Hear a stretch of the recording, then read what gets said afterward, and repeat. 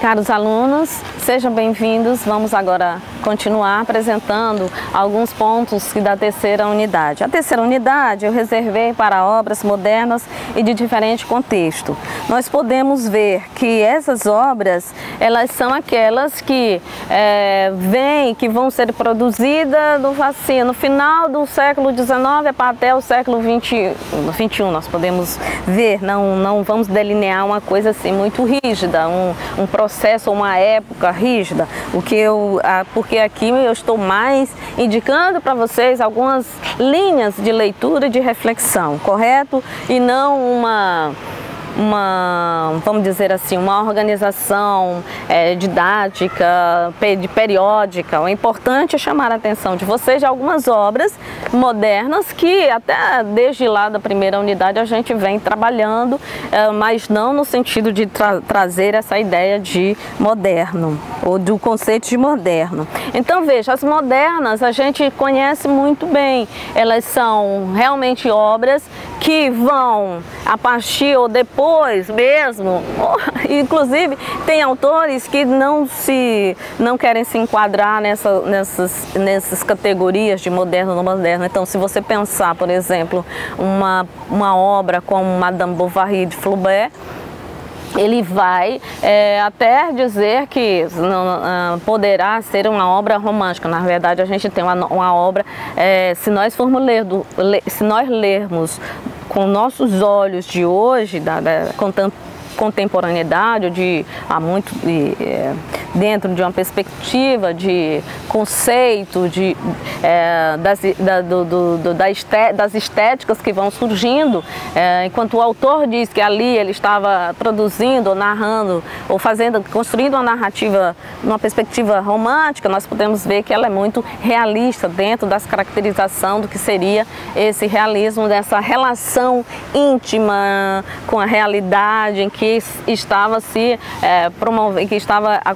acontecendo, estava sendo promovendo dentro de um contexto político, de um contexto político-cultural da época, né? Então nós temos aí nesse terceiro momento uma preocupação de pensar essas obras modernas, né? Então por isso que nós vamos trabalhar com, por exemplo, Madame Bovary, o romance. Depois nós vamos também trabalhar com um conto muito importante e envolvente, que é Bola de Sebo, do Guy de Maupassant, e ao mesmo tempo nós vamos trabalhar com alguns poemas que são também dentro de uma perspectiva do que se fez, o que se produziu, do ponto de vista de uma de obras representativas na modernidade, né?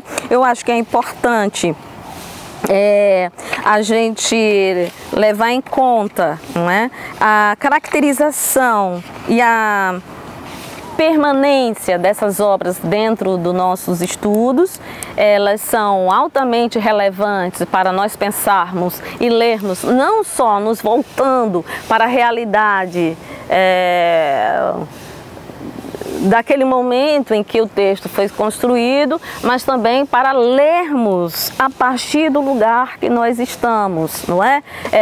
De certa forma, por exemplo, o que é ler hoje uma Memórias Póstumas de Brás Cubas, o que é ler hoje um Dom Casmurro, Todas as Duas de Machado de Assis, qual é além da fruição, além do divertimento, além da qualidade estética de um romance como Grande Sertão Veredas, qual é a gente pode perguntar dessa forma, mas tem várias maneiras de nós perguntarmos algo ao romance que estamos lendo. Qual é a mensagem de um Grande Sertão Veredas? Ali contém, uma obra tão complexa, não é? É uma obra cheia de elementos importantes que nós podemos refletir, não é? Ao mesmo tempo que, por exemplo, se nós pensarmos em Grande Sertão Veredas, ao mesmo tempo que ela é uma obra que trata da relação amorosa de um triângulo amoroso entre Rio Baldo e Adorim e as outras que pretensamente eram as mulheres da vida do Rio Baldo, nós podemos também ver de que forma o Guimarães vai tratando da linguagem, né? Ele vai fazer um trabalho muito, vamos dizer, produtivo e envolvente sobre a linguagem do sertão, que na verdade ele reelabora esteticamente, não é? Outra coisa também que é muito importante é que ali, por exemplo, estou me referindo ainda a um Grande Sertão Veredas, nós vamos, a partir, o romance, ele é muito importante porque a partir dele nós podemos refletir sobre quem somos, né? Quais são as labutas que nós temos diante da vida, em que está ali são labutas que estão postas dentro da vivência e da experiência das personagens que são elaboradas, que são criadas no romance, não é? Então, poderia refletir sobre várias questões que são universais, né? O que é o amor, o que é, por exemplo, o diabo, né? O que é Deus para cada um de nós, né? Como é que esses elementos estão colocados na vida dos personagens e que, de certa forma, nos fazem refletir sobre a nossa realidade hoje, né? Então, por isso a importância de um Grande Sertão Veredas, né? Outra coisa é que é importante também a gente ver que perceber que, ao mesmo tempo que nós estamos retomando o que eu já disse nas outras unidades, nós estamos pensando e refletindo a obra que ela é dita como canônica dentro de uma perspectiva da clássica, da permanência, não é? Da novidade. Porque é muito importante o que a gente viu na primeira unidade, pelos autores que vocês leram, é que a obra dita clássica, ela é nova, ela é uma obra que perdura, mas a cada momento que ela é lida, a cada época que ela é aclamada, ela traz novidade nesse sentido de significação ou de perspectiva de reflexão sobre o mundo, certo?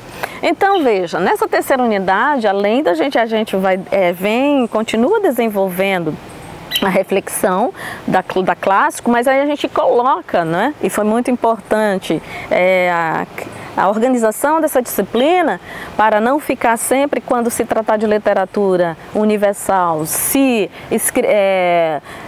vamos dizer, analisar literariamente os textos que já estão ali tidos como universais, é que a gente traz autores, não é? Que que fogem dessa linha do canônico, né? Por isso que aí você tem vídeos sobre a literatura oriental, hindu, eu coloquei um vídeo sobre um conto de Haruki Murakami, que é da literatura japonesa, e vocês vão ver, não é? Que na própria discussão, ou no momento de, vamos dizer, estudo, não é?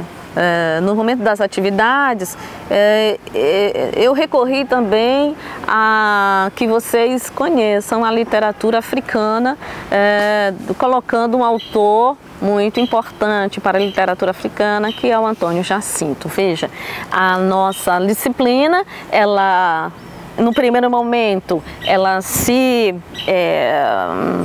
conforma, está de acordo, ela traz o que dentro dos preceitos tradicional é clássico, é canônico, mas também desde a primeira unidade nós estamos refletindo, questionando o que é isso, o que é o canônico, o que é clássico, para depois, no final, na terceira unidade, nós ampliarmos dentro daquele pensamento do Alberto Carreiro de perspectiva plural do estudo da literatura, e aí eu trago para o estudo da literatura. Então, por isso, nós vamos ler, não é, dentro das atividades, avaliativa, vocês terão poemas, não é?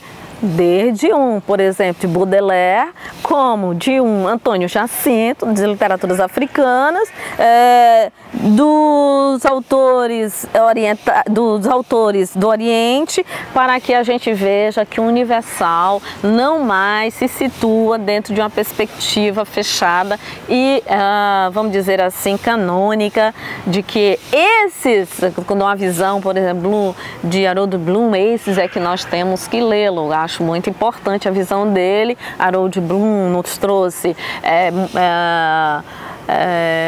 vamos dizer, ele ativa, ele evidencia as características ou as nuances dos poemas, dos contos e dos romances universais. Por isso que ele vai dizer: eu considero esses canônicos ou esses clássicos por razões tais, mas aí a gente abre esse leque, tá? Consideramos que os que são ditos como universais devem continuar a ser lidos, e vamos trazer outros que há muito tempo são produções importantes, não só no Ocidente, mas no Oriente, né, para nós. Então nós vamos, veja, termino aqui dizendo para vocês que penso que a disciplina, ela nos dá um leque, uma amplitude